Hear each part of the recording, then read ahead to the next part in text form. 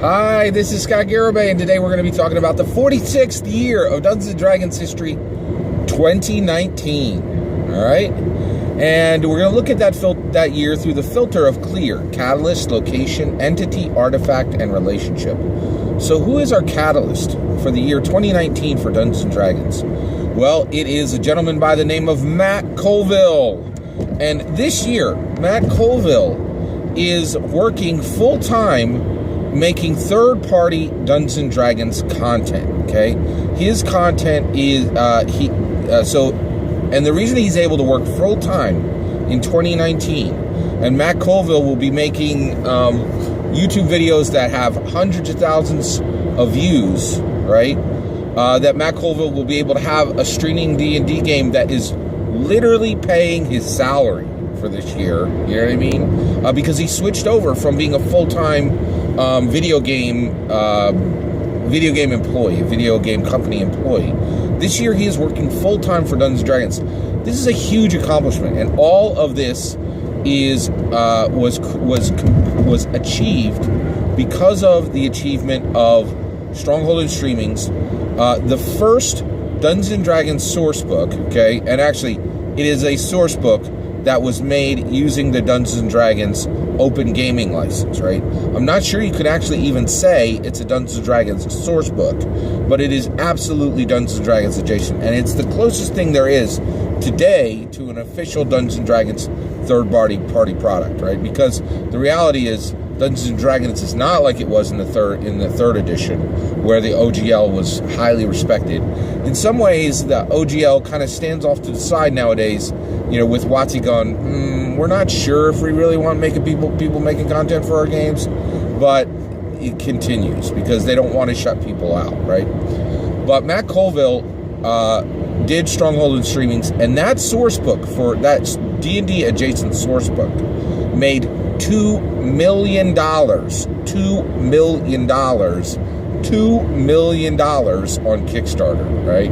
And it told an entire generation of third-party D&D adjacent content creators that you could make a living doing this, right? And it's a bold statement, right?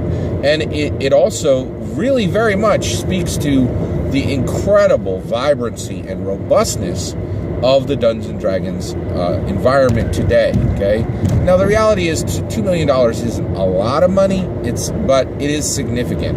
And it is more than enough for a person to go working full-time creating Dungeons & Dragons content really without Dungeons & Dragons express permission, which is a huge, huge move forward in the overall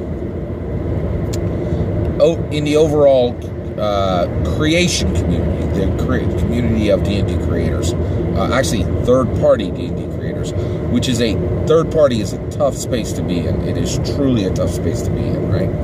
What is our location for Dungeons & Dragons in the year 2019? It is Centralia, Pennsylvania. Centralia, Pennsylvania is a ghost town, right?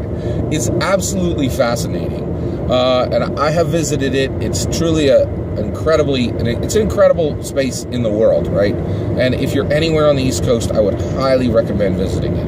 All right, so what is Centralia, Pennsylvania? So it is a ghost town, and it's interesting how it got that way. So early in the 20th century, we're in the 21st century now, right? Early in the 20th century, you had early in the 1900s, those years, trying to be clearer, sorry. Basically, there were coal mines in Centralia. Well, I think it was in like the 40s or the 50s, those coal mines caught fire, right? And they really had to be abandoned, and they are burning to this very day, right? And so basically what happens is the town of Centralia it was an occupied space that was over a burning charcoal pit, right? You know, and so all these fumes were coming out of the ground, and people couldn't live there, right? So if you go there today, you will see something I have never seen in the United States of America ever. There's only like 1 or 2 houses left that are not privately owned. And the government made a ruling, the U.S. government made a ruling that essentially people could live in Centralia until the current owners died.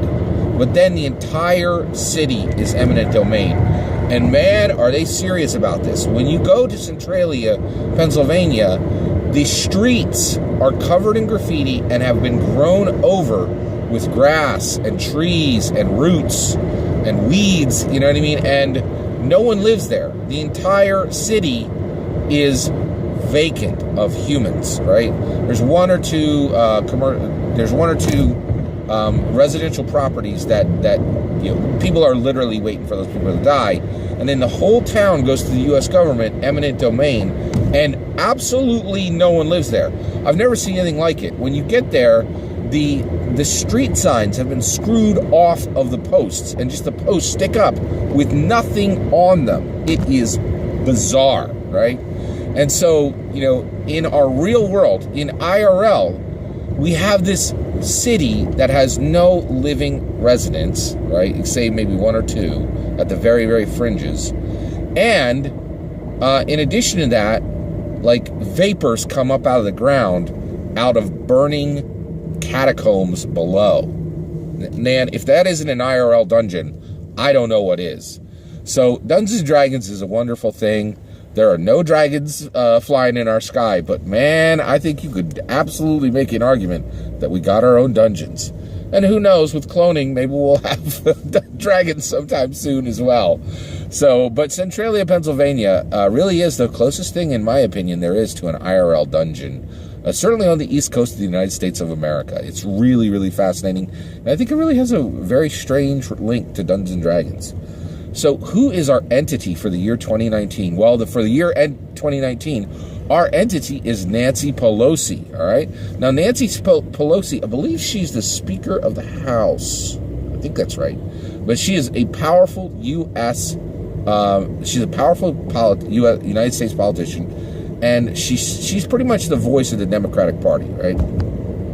And the reason why we're talking about her today is Nancy Pelosi represents and is really the iconic character for powerful older women. All right. Now, in the United States of America, for a long time, women really didn't hold power at scale or in large numbers or prominently within the U.S. government. Right. But those days are 100% gone.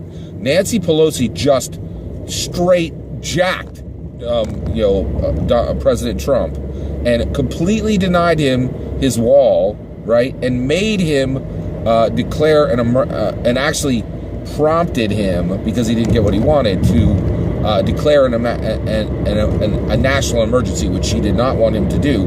But there was no way she was giving him that wall. And the thing is, Nancy Pelosi is not alone, right? Nancy Pelosi is right there with RGB. She is right there with Elizabeth Warren, right? And she is an incredibly, and she's right there with Hillary Clinton. These are all women who have held or are holding incredible power, right? Whose voices are not being silenced in any way, right? And they are genuinely older, right? They're not young women at this point, right? And so the idea that women don't have a voice in America, the idea that women don't hold power, the idea that older women don't hold power, that is gone, right? Nancy Pelosi stands boldly, right, daily saying older women in the U.S. can absolutely hold power and are not being silenced. And that is absolutely new, right? Like at the levels that we're seeing today, it is unprecedented. It is an unprecedented change in our world, right? And as we play Dungeons & Dragons, as designers play Dungeons & Dragons, as designers design Dungeons & Dragons, as dungeon masters orchestrate their games, as players play in their games, they must shape those games in the reality of our world, and it is any of those groups at their peril forget the actual shape of our world. It needs to be reflected in the game, right? Or the game looks completely like it looks like something from another, from another decade, right? And I think you are starting to see this on the design team for Dungeons and Dragons, saying that, hey, we recognize what Nancy Pelosi is crying to the hills and is saying to the entire, political scene, to the cultural scene, and to the societal scene, right? So it's a huge change, right? All right, 2019. What is the artifact for 2019? Well, it is the electric scooter. All right. Now, we've talked a lot about a lot of different types of transportation that dungeon masters and additionally players use to get to games, right? And the more ways there are to transport oneself cheaply and quickly around urban spaces, the more Dungeons and Dragons grows. And the reason why is it is easier to put together physical games. It is easier to play the game in the way the game was intended to be played, the way Gary Gygax built it. Friends gathered around the table, high-fiving each other, giving each other a hug at the end of the game, greeting each other with a warm smile, all those things. You just breaking bread together. None of that can be done in an online game. And it's really special. So, electric scooters are all over our country in some of the largest cities, right? So you have Bird and Spin and Lime and Lyft and Grin and Tier and Yellow, right? These are all different companies that are putting electric scooters into our cities. And then people are using those scooters to scoot around the city, right? And there are dungeon masters and players who are using that to make getting to physical games, which has become incredibly difficult, right, easier. And so these are really important. This is an important artifact for 2019, and particularly in how it relates to Dungeons and Dragons. What is Dungeons and Dragons' relationship in the year 2019? Excuse me. It is adaptation. All right. Now, Dungeons and Dragons has a relationship with adaptation. Right. Designers have had to adapt to the changes in our political, cultural, and in our politics, our culture, and our society. Dungeon masters have had to adapt to the individual players who show up at their table, right? So if one week there's a new type of player, that the dungeon master needs to adapt the game, right, and change on the fly often what NPCs are showing up, what monsters are showing up. Their table, so a dungeon master also has to be able to adapt to dealing with players who are the exact same players week in and week out, but those players have changed because they might have broken up with their boyfriend or their girlfriend, right? A parent may have died that week. They may have been laid off, or they may have gotten a new job. They may have won the lottery, right? They may have had a child, or there might have been the loss of a child, right? There is so much change for players, right? And the reality is a dungeon master has to be able to adapt on the fly, right? And as we've talked about, designers need to adapt to how our politics, our culture, and our society is changing. And the reality is, Dungeons and Dragons is an incredibly adaptive game, and its community is adaptive, and its designers, its dungeon masters, and its players are adaptive. Dungeons and Dragons has a strong, strong relationship to adaptation, and it is one of the reasons why I believe it'll be 500 years before there's any real threat to Dungeons and Dragons. So that Dungeons and Dragons, I truly believe it's got 5 centuries of print left, right? And even, so it's really, in my opinion, the day there is not an official printing of Dungeons and Dragons, the day it's gone, period. End of sentence, right? It is a print product. You can't spin around and throw a rock without hitting a video game in today's world, and Dungeons and Dragons doesn't need to just be another pancake on that stack, right? It is an incredibly important print product. It should be one of the last things that's printed, one of the last books that are printed, and sets of books actually. And actually, you could go down to one book. I don't think there'd be any problem if Dungeons and Dragons was all in one book. In fact, I think that would be a better thing, but but we'll keep going here. So, and adaptation is incredibly important, right? And that is a clear history of Dungeons & Dragons in the 46th year of its history, in the year 2019. And I would really, really love to hear your opinion about how you think the game is adapted over the 46 years of its history. Please consider liking and subscribing, and have a wonderful day.